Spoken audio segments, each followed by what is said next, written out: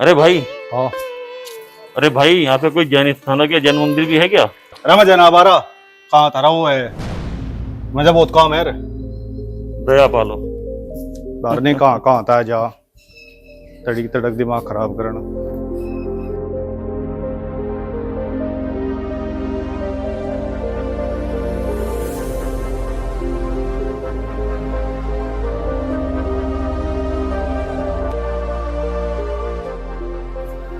अरे भाई, प्रणाम गुरुदेव।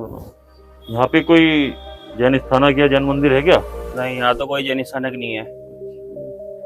किसी जैन का घर हो? हाँ, यहाँ एक जैनी का घर है। आओ मैं आपको दिखा देता हूँ। चलो।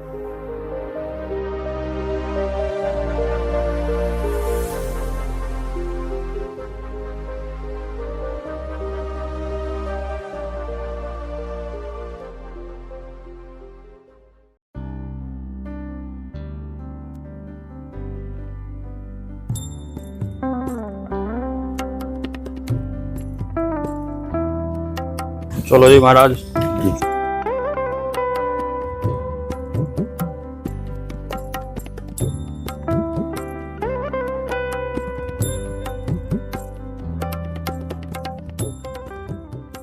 महाराज, ये सिद्धार्थ जैन का घर है।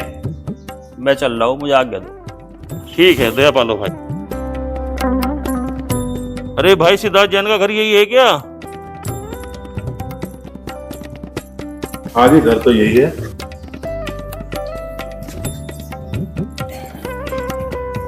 कहिए। भाई, मैं एक जैन संत हूँ। प्रणाम गुरुदेव। प्रणाम। अपने मालिक को बुला दो जरा एक बार। उनसे कहना कि जैन संत आए हुए हैं। पर महाराज, वो तो किसी साधु संत से नहीं मिलते। ऐसा क्यों? उन्हें एक बार कहो आप जाके कि ठीक जैन है। संत आए हैं। ठीक है महाराज।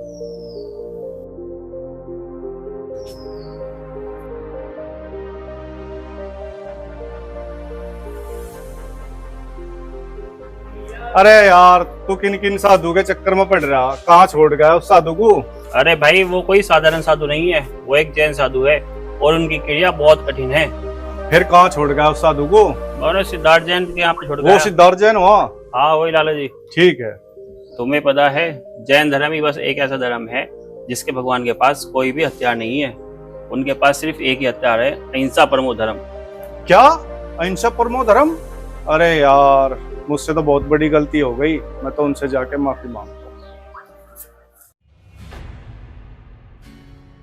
मेरे उच्च से डरी मैं बदमाशी की शौकीन, मक्खा थाम राख दे दू तन्ने सारी मैं स्कीम। मेरे उच्च से डरी मैं बदमाशी की शौकीन, मक्खा थाम राख दे दू तन्ने सारी मैं स्कीम। मैंने खौफ करना से तेरे मेरे नाम का, चालू साथ जब देवे तू दुनाली हाथ में। मालिक, गेट पे कोई जैन संत आए हैं, आपसे मिलना चाह रहे हैं। ओ कन्ने चांदी की मंगा दी। अरे यार, ये कह दो मैं घर पे नहीं हूँ। और मैंने तुम्हें कितनी दफा कहा है, कोई भी साधु संत आए उसको बाहर की बाहर कुछ दे दागे चलता कर दे करो। पर मालिक, मैंने तो कह दिया उनको कि आप घर पे ही हो। जैन संत हैं, एक बार मिल लेते। अच्छा चल।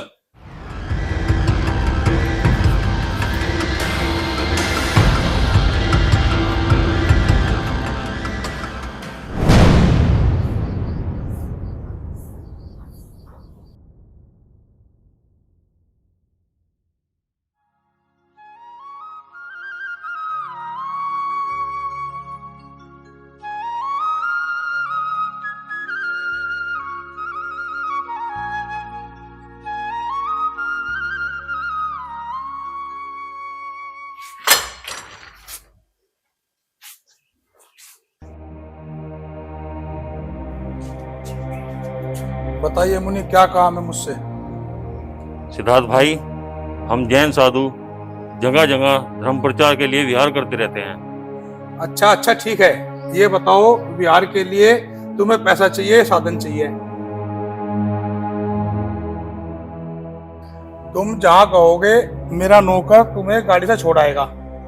नहीं नहीं भाई, हम साधु विहार पैदल करते हैं और हम साधु लोग कभी भी धन दौलत नहीं रखते।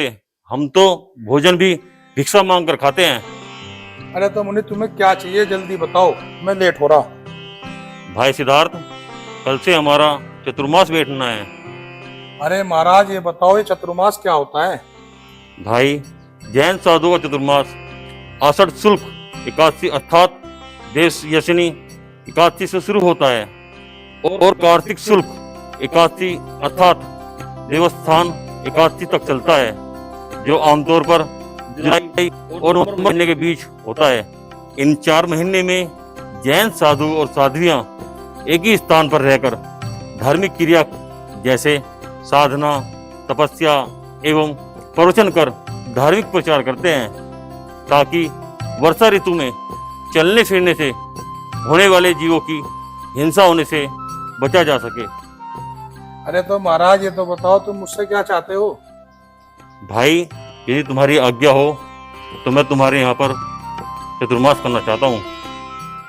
ठीक है मुनि महाराज, पर देखिए मैं धर्म पर और साधु संतों पर विश्वास नहीं करता हूँ, मैं कर्म पर विश्वास रखता हूँ, इसलिए मेरी कुछ शर्तें हैं। भाई, क्या शर्तें हैं, बताइए। तुम कभी मेरे रहन सहन पर ध्यान नहीं दोगे और मुझे कोई आज्ञा नहीं दोगे। ठीक है भाई, दया पालो। महाराज को कमरा दिखा दो। आओ भाई देख। आओ महाराज, आपको कमरा दिखा दूं।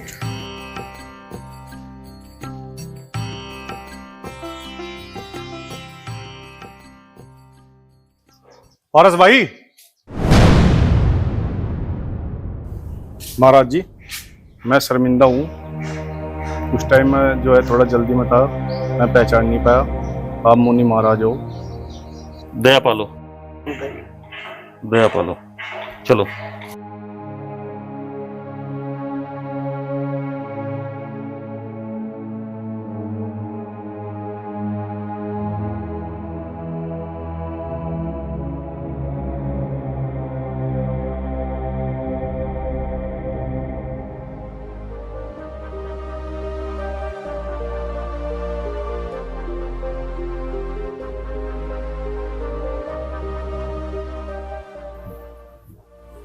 आइए महाराज, ये आपका बेड। भाई, हमें तो कोई साधारण सा कमरा दे दो, ये फैंसी कमरा तो हमारे लिए वर्जित है। चलिए तो महाराज, मैं आपको दूसरे मकान में लेके चलूँ।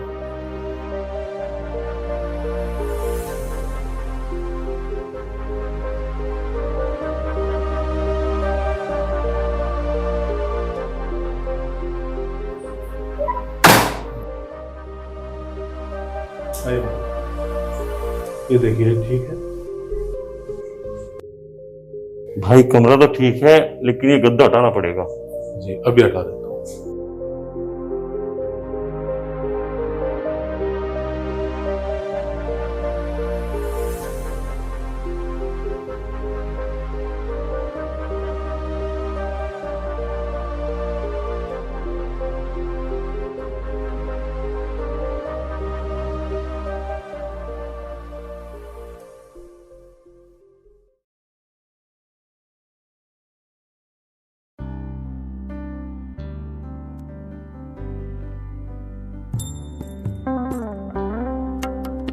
महाराज, अब आप आराम कीजिए, मैं आपके लिए कुछ खाने का प्रबंध करता हूँ। नहीं भाई, हम साधु लोग गोचरी करते हैं। ये गोचरी क्या होती है?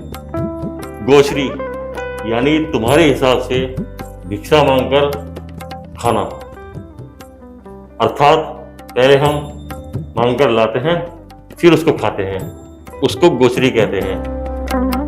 ये हमारे धर्म की एक क्रिया होती है। महाराज प्रणाम। दया पालो। प्रणाम। दया पालो।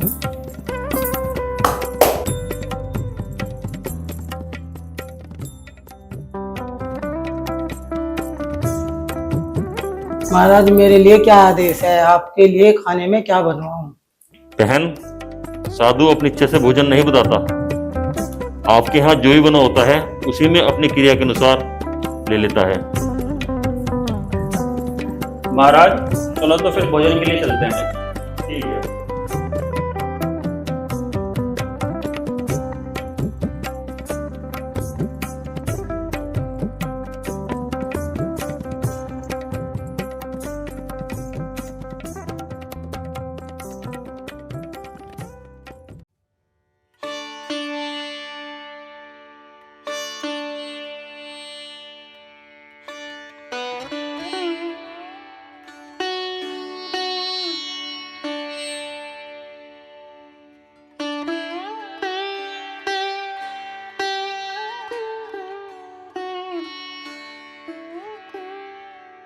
धन आदि आदि पूरी ले लो। नहीं मैं आदि केवल आदि आधा कर दो। आदि।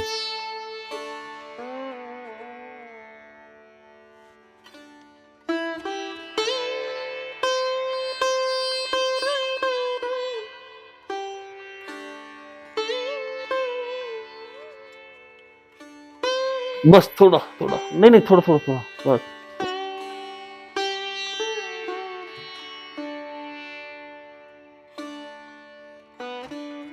चत्तारि मंगलम अरियंता मंगलम सिद्धा मंगलम साहु मंगलम केवी पनत्तो धम्मो मंगलम। चत्तारि लोत्मा अरियंता लोत्मा सिद्धा लोत्मा साहु लोत्मा केवी पनत्तो धम्मो लोत्मा। चत्तारि शरणो शरणं प्रजामि अरियंते शरणं प्रजामि सिद्धे शरणं प्रजामि साहु शरणं प्रजामि केवी पनत्तो धम्मो शरणं प्रजामि। अरियंतों का शरणा सिद्धों का शरणा साधुओं का शरणा केवली पर रूपी दया धर्म का शरणा। ये चार शरणा दो खरना और न शरणा कोय जो भावी प्राणी आदे अक्षर अमर पद होए।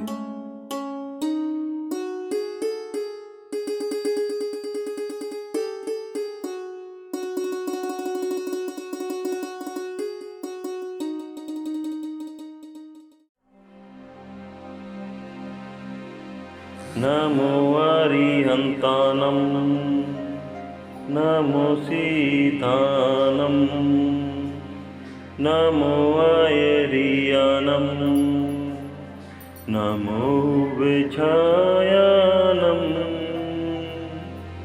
नमो लोए सवे साहुनम।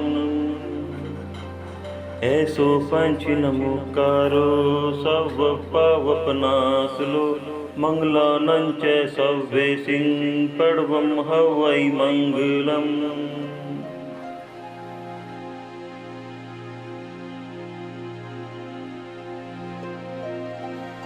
प्रणाम महाराज।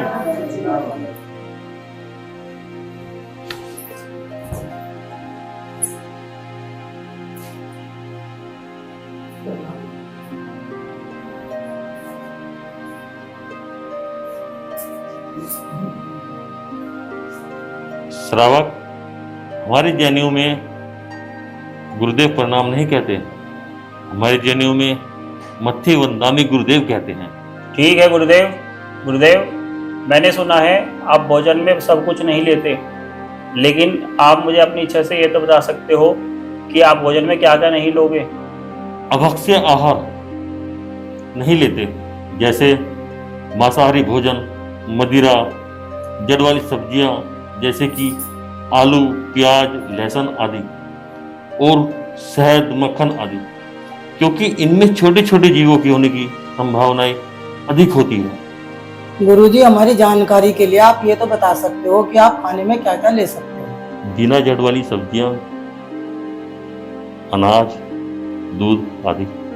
गुरुजी जैन धर्म में किन किन बातों का पालन करना महत्वपूर्ण होता है? जैन धर्म में संध्या काल से पहले भोजन करना, अहिंसा, करुणा और संयम का पालन करना महत्वपूर्ण होता है।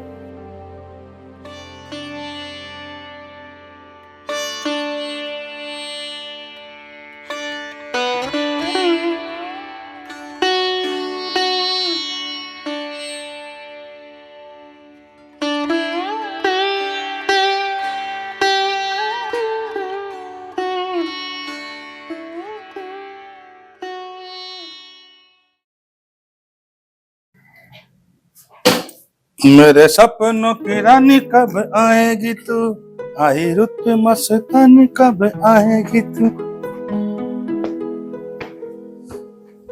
अरे मालिक आ गए आप बैठो, मैं खाना लगाता हूँ। पारस पहले एक गिलास पानी दो।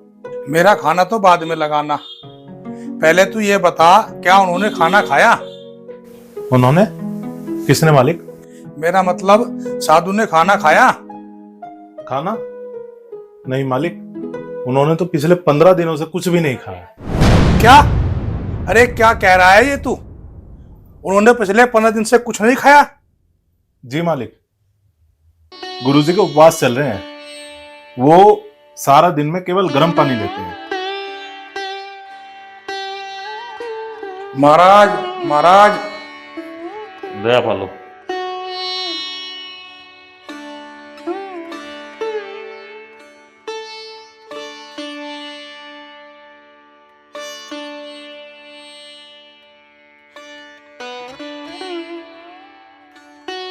आपने 15 दिन से कुछ नहीं खाया, क्या बात है?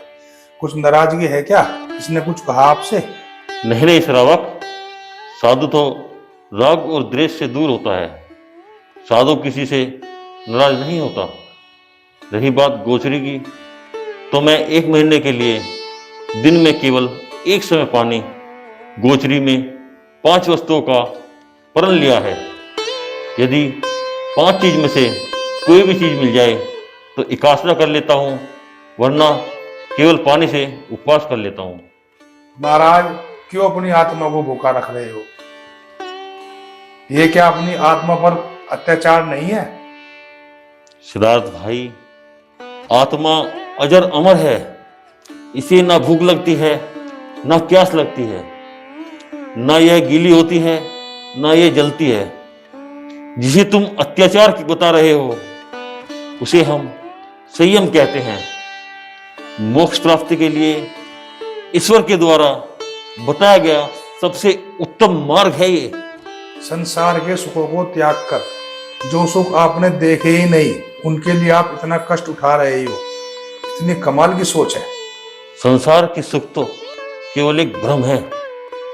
आप समझना नहीं चाहते, इसलिए ये सब बातें आपकी समझ से बाहर हैं।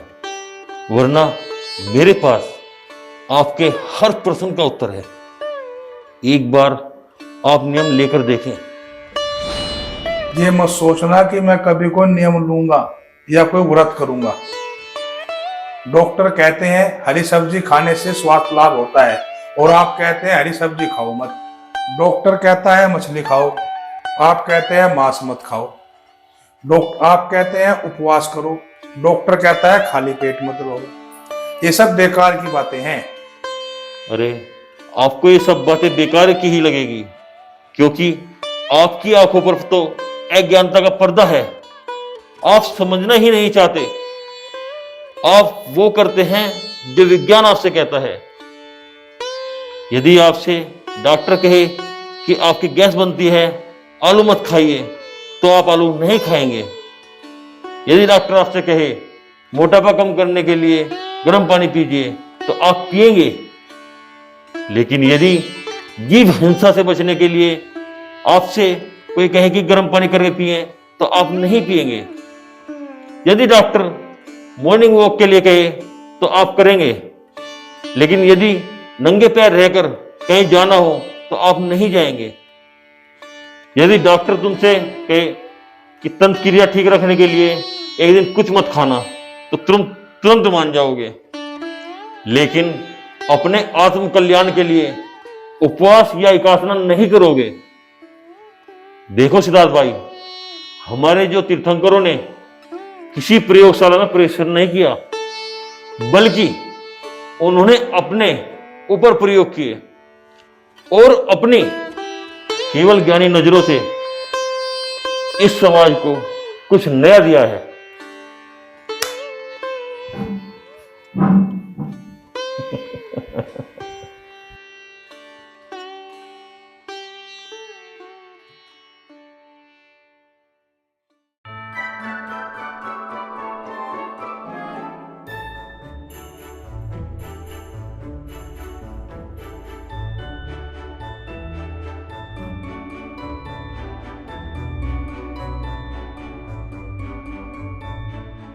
और सब ठीक है? सब ठीक है? जी गुरु। हाथ जोड़ लो, नमस्कार मत पढ़ो।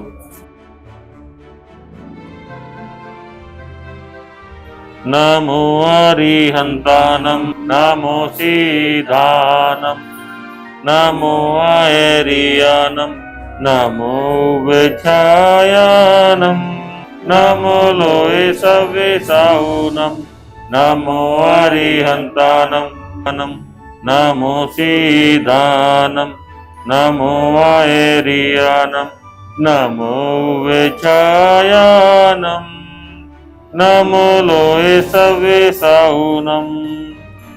जिसके पास सब कुछ हो, उससे ये दुनिया जलती है, और जिसके पास कुछ ना हो, उससे ये दुनिया हंसती है। अरे, हमारे पास तो वो है जिसके लिए दुनिया तरसती है। वो क्या है महाराज? अहिंसा परमो धर्म, जैन धर्म। श्रावको, आज हमारा केस लोच है। महाराज ये केस लोच क्या होता है? केस लोच अर्थात अपने बालों को अपने हाथों से या अपने किसी भाई के हाथों से उखाड़ने को केस लोच कहा जाता है। जैन मुनि शरीर की सुंदरता को नष्ट करने के एवं अहिंसा धर्म का पालन करने के लिए केस लोच करते हैं।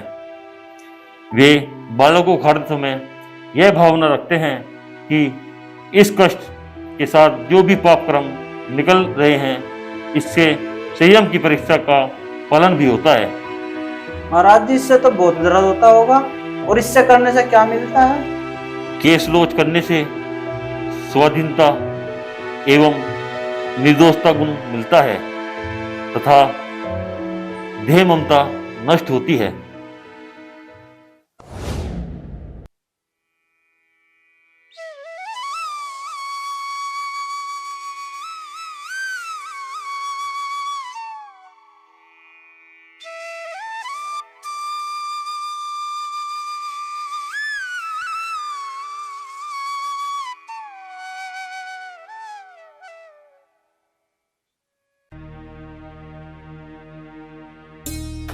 मालिक, जैन साधु की तपस्या तो बड़ी कठिन है। महीनों तक केवल पानी पीकर जीवन यापन करना हर किसी के बस की बात है। यदि हमारे शरीर का कोई एक बाल भी खींचकर फाड़ ले तो कितना दर्द से तड़प जाते हैं। और जैन संत अपने सिर का एक एक बाल खींचकर उखाड़ते हैं। कितना कष्ट होता होगा, कितना कष्टकारी जीवन है जैन साधु। धन्य है जैन साधु। चल ज्यादा प्रवचन न देवे और जाके एक गिलास पानी लिया। आया साधु का भगत।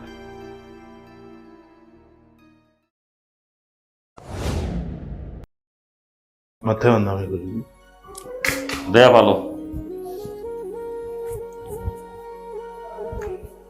अच्छा पारस, एक बात बताओ, जो तुम्हारे मालिक हैं सिद्धार्थ, क्या ये बचपन से ऐसे हैं? गुरुदेव देखिए, आप हमारे मालिक की बात का बुरा मत मानना। वो दिल के बहुत अच्छे हैं। वैसे साधु संतों के प्रति और धर्म के प्रति इस सिद्धार्थ का व्यवहार इस तरह का क्यों है? महाराज, बचपन में ही मालिक के माँ बाप गुजर गए थे। उसके बाद शादी हुई। शादी के बाद 1 साल भी नहीं हुआ था, पिता बनने की खुशी मिलते ही मालकिन स्वर्ग से धार गई।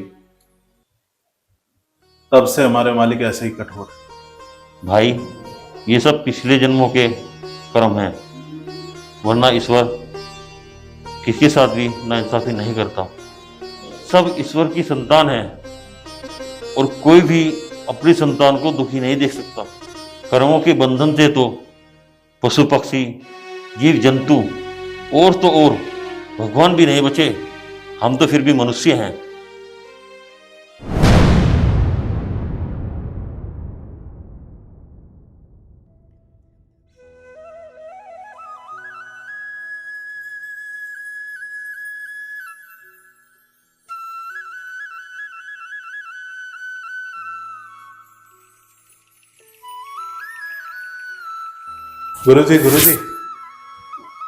गुरुजी, मैंने आज लॉटरी का टिकट खरीदा है। बहुत गलत बात है पारस जी। चोरी, जारी, जुआ, सट्टा, इन सब चीजों से मनुष्य को दूर रहना चाहिए। हमेशा अपनी मेहनत पर ही गर्व होना चाहिए। नियम लो, आज के बाद तुम कोई भी इस तरह के गलत कार्य नहीं करोगे। गुरुजी, मैं आपके चरणों की कसम खा के कहता हूं, मैं आज के बाद कोई गलत काम नहीं करूंगा। आज आपका विहार है, मैं ये चाहता हूं कि आप मुझे कुछ ऐसा देकर जाएं जिसे कि मैं हमेशा याद रखूं।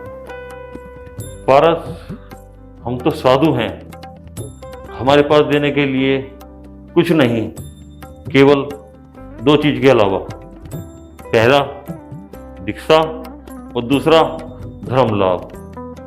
वो तुम पसंद करो, तुम्हें क्या चाहिए। गुरुजी, आप मुझे धर्म लाभ दे दीजिए, जिससे कि मेरा कल्याण हो जाए।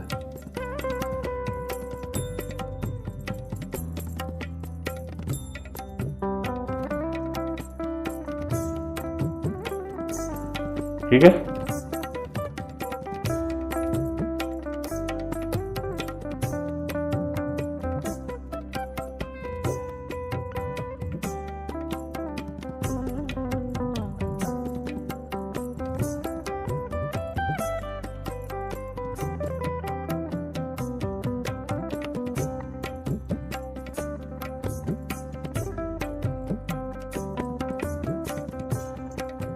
दया फलो।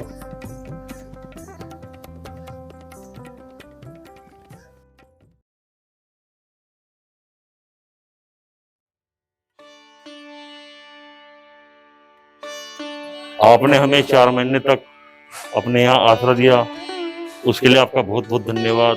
और यदि इस बीच हमसे कोई गलती हुई हो तो हम क्षमा प्रार्थी हैं।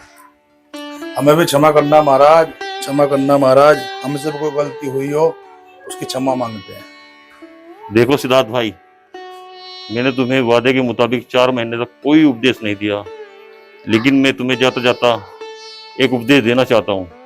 ठीक है महाराज। देखो भाई, वैसे तो हर नाम का कुछ ना कुछ अर्थ होता है, लेकिन तुम्हारा नाम हमारे 24वें तीर्थंकर के पिता के नाम पर है, सिद्धार्थ। जैन कुल लाखों में एक को मिलता है। सिर्फ एक बार अपने अंतरात्मा से पूछ कर देखना, आपकी मान्यताएं क्या हैं, जैनियों की मान्यताएं क्या हैं। जिस दिन तुम ये बात समझ जाओगे, उसी दिन तुम्हारा जीवन सार्थक हो जाएगा। ठीक है महाराज, मैं सोचूंगा। महाराज, तुम महाराज जी को छोड़ के आओ।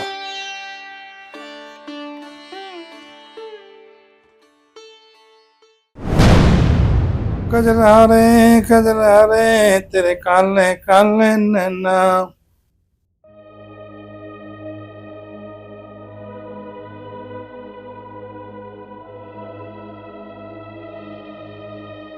मालिक, मालिक। अरे क्या हुआ, इतना खुश क्यों है?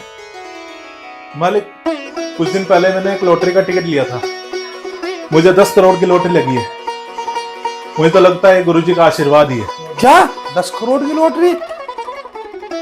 ऐसा तेरा गुरुजी तुझे क्या दे गया? उस साधु को रखा तो मैंने, मुझे तो कुछ दे नहीं गया। तुझे क्या दे गया? गुरुजी मुझे एक जाप दे के गए हैं। ओम नमो असि आहुषा नमः। बस तुम यही दे के गए? ये तो मुझे पूरा मंत्र आता है। ओम नमो अरिहंतानम, ओम नमो श्री सिद्धानम, ओम नमो आर्यानम, ओम नमो अजायानम, ओम नमो लोय सबे साहूनम, ऐसो पंच नमोकारो सर्वे पावकनाशिनो मंगलारं च सर्वेषु परमं हवै मंगलम।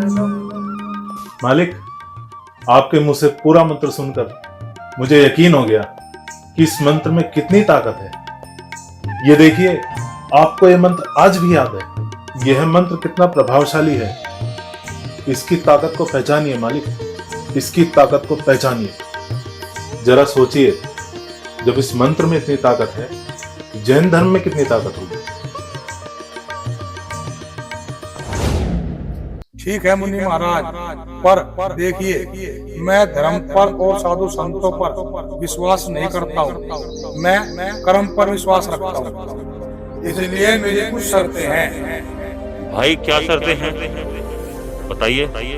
तुम कभी मेरे रहन सहन पर ध्यान नहीं दोगे और मुझे कोई आज्ञा नहीं दोगे। ठीक है भाई, दया पालो। मालिक, गुरुजी ने कहा था मेरे पास देने के लिए या तो दीक्षा है या धर्म लाभ। जब धर्म लाभ में इतनी ताकत है तो आप सोचिए, दीक्षा में कितनी ताकत होगी। मैं अरिहंत भगवान को अपने दिल की गहराइयों से नमस्कार करता हूं। अब मैं अपने आत्म कल्याण के लिए दीक्षा लूंगा। ये लीजिए मालिक, 10 करोड़ का चेक आप ही रखिए। मैं चला अपने गुरुजी के पास। धन लाभ आपका और धर्म लाभ मेरा। जय श्री। तूने जो मुझे ज्ञान दिया है, मैं तेरा बहुत आभारी हूँ। इस दुनिया में तेरे सिवा मेरा भी कौन है। तुम अपने गुरु के पास जाकर दीक्षा लो और मैं तुम्हें अपना गुरु मानता हूँ। मैं भी दीक्षा लूंगा, पर उससे पहले मुझे एक जरूरी कार्य करना है। क्या है वह कार्य? मैं अपनी प्रॉपर्टी किसी भी ट्रस्ट के नाम नहीं करूंगा। एक समय की बात है, मैं अपने मित्र अनुज जैन के पास बैठा था, जिनका YouTube चैनल अनुज बागपत फिल्म्स के नाम से है। उन्होंने बातों ही बातों में एक बहुत अच्छी ज्ञान की बात बताई थी कि ट्रस्ट में दान करने से अच्छा भी एक और तरीका है। ट्रस्ट में दान करने से अच्छा तरीका? वो क्या है मालिक? अपने गांव शहर में अपने जैन भाई चिन्हित करें जो किराए के मकान में रहते हैं।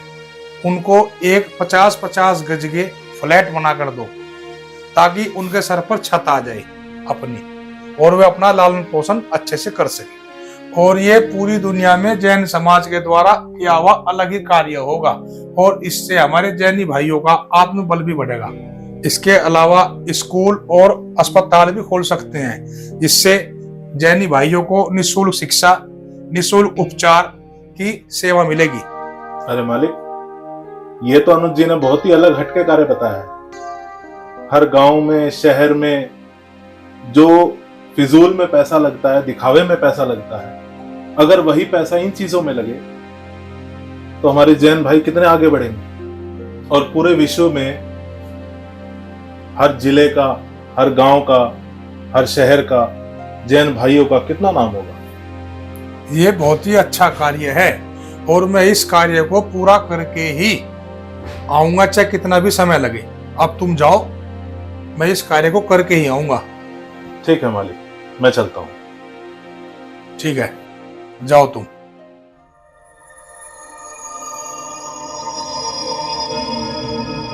दोस्तों, सभी को सादर जय जिनेंद्र। दोस्तों, यह मूवी हमने साधु जीवन के त्याग को देखते हुए बनाई और उनके द्वारा बताए हुए मार्ग पर चलने के लिए बनाई है। हमें यदि कोई भी इस मूवी में कमी रह गई हो तो हम सभी को क्षमा करने की कृपा करें, और इस मूवी को ज़्यादा से ज़्यादा शेयर करें और कमेंट में बताएं यह मूवी आपको कैसी लगी, जिससे कि इसी तरह की मूवी हम आगे भी लेते आए। सभी को सादर जय हिंद।